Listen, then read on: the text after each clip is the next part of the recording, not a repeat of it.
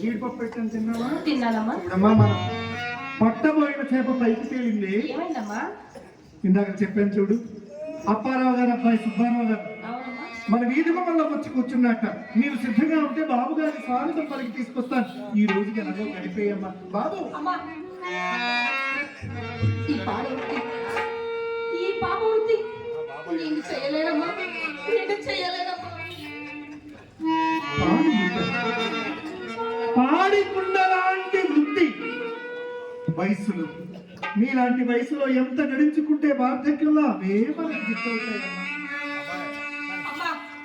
నీవేమి చెప్పినడు? నా మనసు, నా తనము అంతా శ్రీకృష్ణ పరమాత్మ నేనే లగ్నం చేశానమ్మా. నీవేమి చెప్పినడు? ఈ వృత్తి నేను చెయ్యలేనమ్మా. బ్రాహ్మణునికి నత్తి భోగం దానికి భక్తి ఉండకూడదే. బ్రాహ్మణుడికి నత్తుంటే పూజా పురస్కారాలకి ఎవ్వడు పిలవడు.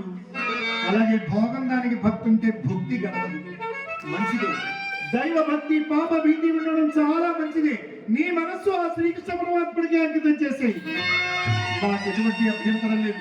కానీ నవమాసాలు మోసి కష్టపడి బంగార బొమ్మలా పెంచినటువంటి ఈ శరీరం నాకు కావాలి. దీని సంగత వచ్చిన వాడు చూసుకోవడానికి సిద్ధంగా ఉండవు. నువ్వు నన్ను కన్నావా? ఎక్కడైనా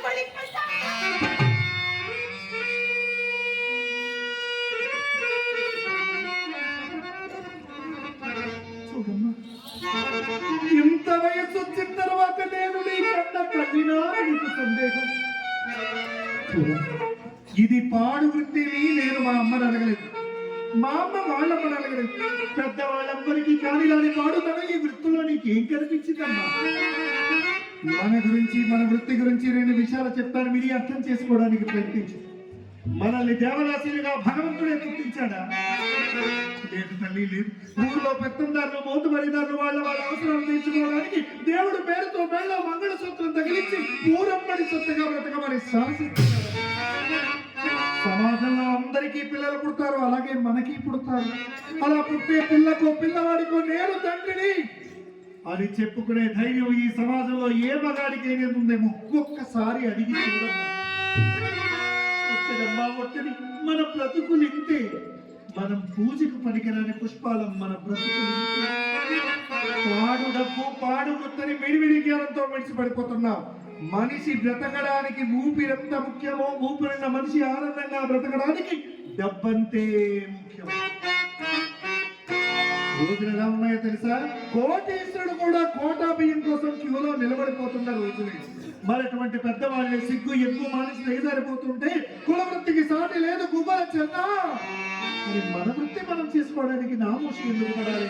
నేను ఇన్ని విధాలా చెప్తున్నా, నా మాట లెక్క చేయకపోతే నీవు విడిచిపడుతున్న ఈ అందాలన్నీ అవిసిపోతాయి.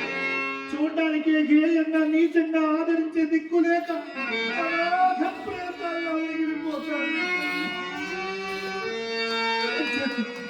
వయస్సులో ఉండేటప్పుడే 4 డబ్బులు సంపాదించుకోవాలి. వార్ధక్యంలో పిల్లలు, మనవలు ఎవరో ఒకరు ఆదుకుంటారు, మనల్ని ఆదుకుంటారు. అంచేత నేను చెప్పినట్టుగా మనసులో ఇష్టం ఉన్నా లేకపోయినా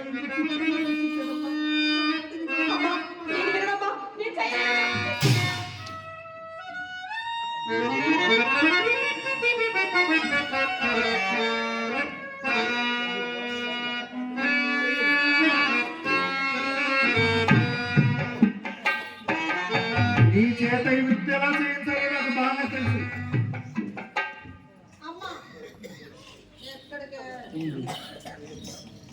ఎడార్లు ఓయాసిస్ ఒంట్లా తయారైంది నా జీవితానికి. విన్నావా? అక్క చేయదట. నువ్వు చేయదగిన పని కాదు ఇది. వయసుకు మించిన పని చేసేవంటే కడుపు పొంగు ఊపిరాడకు సత్తా. 4 రోజులాగా అన్ని అర్థం అవుతాయి. ఇప్పుడు నువ్వు చేయాల్సిన పని ఒకటి ఉంది. సరాసరి మేడ మీదకి వెళ్ళు, ఆ పెద్ద బాడాట తీసుకురా. ఎందుకు ఏమిటో నడకు, తీసుకురా. ఉరేసుకొని చచ్చిపోతాడు.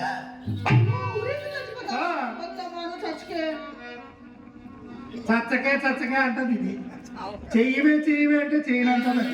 ఇక నేను బతికేందుకు ఈ రోజు చచ్చిపోవడానికి నిర్ణయించాను. నన్ను కూడా ఆపకండి.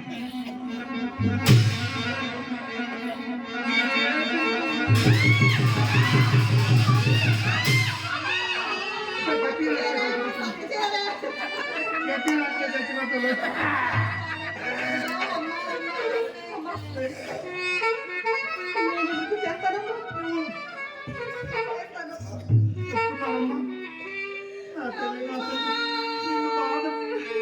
నిన్ను బాధ పెట్టాలని కాదమ్మా, మన బుద్ధి కలుపుకోవాలని కాదు చెప్పాలి. ఎవరు మట్టుగా ఎవరు వారి వృత్తి వారు చేయకపోతే సమాజం ఎలా పడుతుంది? మన దేవుని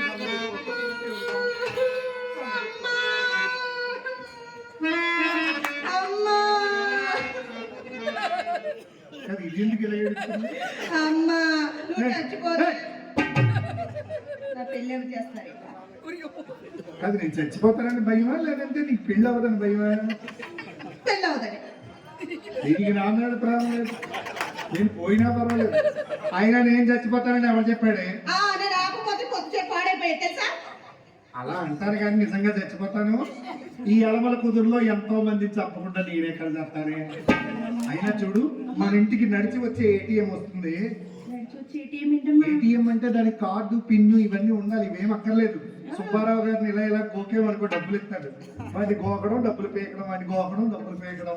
చూడు, నువ్వు మేడ మీదకి వెళ్ళి నాకు ఒక్క గంధం చెక్క అన్ని సిద్ధం చేసి పక్క సిద్ధం చేయిపో.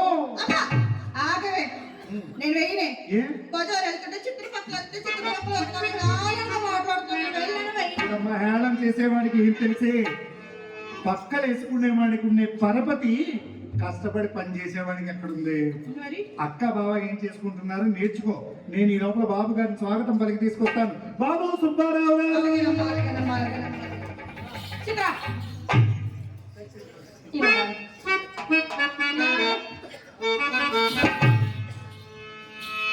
నీకెన్నిసార్లు చెప్పండి ఇలాంటి మాట్లాడి మోసరావద్దు. నీకెన్నిసార్లు చెప్పావక్క, మరి నన్ను ఏం చేయమంటావే?